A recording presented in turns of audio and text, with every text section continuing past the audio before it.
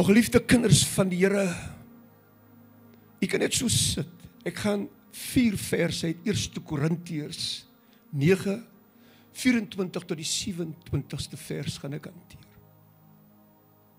So ek kan maar net daarna toe gaan, en ek kan net bly sit. Ek gaan so deur dit. As jy dit het, 1 Korintiërs 9,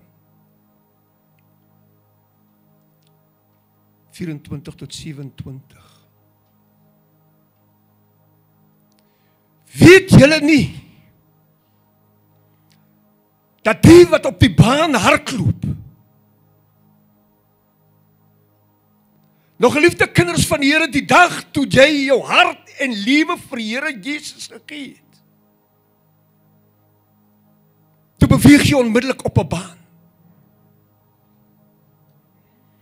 Toe klim jy met jou tekkies en jou atletiekklere in 'n baan. Toe trek jy die wapen aan. Gered uit genade. Is jy nog saam met my? Jy moet my volg tot die einde toe. En dan sê versie 25. En elkeen wat aan die wedstryd deelneem, komma, onthou hom in alles. Hulle nogal om verwerklike kraans te ontvang. Maar ons is onverwerklike. Ek hardloop dan soos een wat nie onseker is nie. Ek slaan met my vuis, soos een wat in die lug slaan nie. Vers 27. Maar ek kastei my liggaam en maak dit diensbaar, dat ek nie miskien terwyl ek vir ander gepreek het, self verwerplik sou wees nie. En geliefde kinders van die Here, as u wil weet waaroor die wedloop gaan, luister weer na versie 27. Ek kastei my liggaam.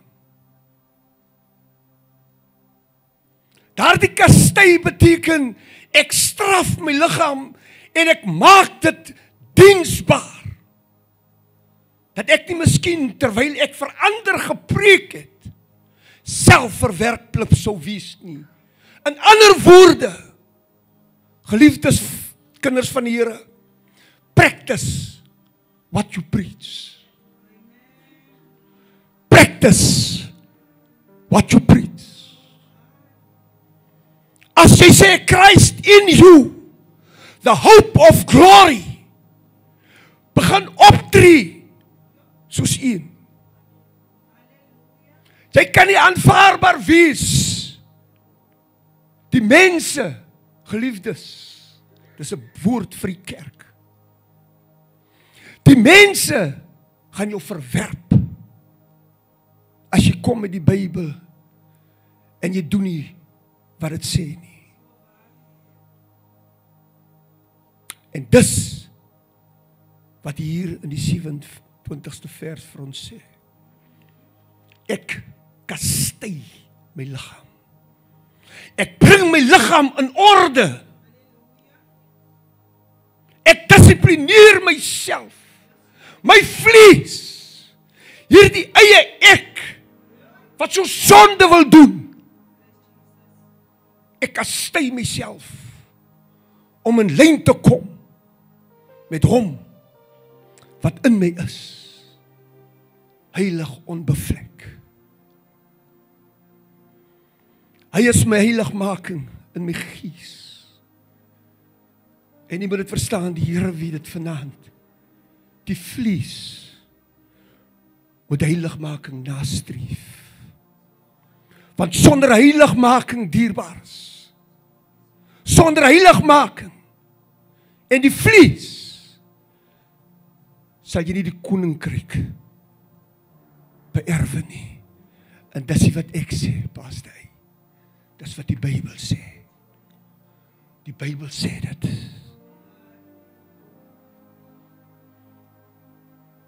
In die gees is jy volmaak. Maar in die vlees het jy nodig om jouself te dissiplineer. Jouself te kastei. Kom in lyn met die gees. Kom in lyn met die gees. Vertel dit hier kortliks dit. Net my volg, dit sal sin maak. 'n Rugby afrigter. Verskoon. Is nogal swaar hier op my arm. 'n Rugby speler praat met sy afrigter. Praat met my span in die kleedkamer in 'n rustyd. En apostel, hierdie span is besig om sleg te verloor. En hy praat met hulle se koppe hang. En hy probeer om vir hulle moed in te praat. Maar hy weet ook al wat hy nou gaan sê, gaan hierdie wedstryd maak of breek. En al wat hy wel vir hulle kon sê is, manne, as julle terug op die veld gaan, maak of julle wen. Maak of julle beheer is van die wedstryd. En manne gaan op en hulle kom weer terug. Sleg verloor. Hulle het 'n pak slaaf in hulle liewe gekry. En terwyl hulle daar in die kleedkamer sit, weet hulle dat die afrigter gaan hulle nou roer. En voordat die afrigter nog iets kon sê, profet, spring een van die spelers op en hy sê, coach, maak asof ons gewen het. Nou hier kom die ding. Om voor te gee. Here Jesus, u moet my volg. Volg my net. Dit sal sin maak. Om voor te gee is nie goed genoeg nie. Geliefdes in Christus, om voor te gee is nie goed genoeg nie. Jesus. As u genade boodskap verstaan,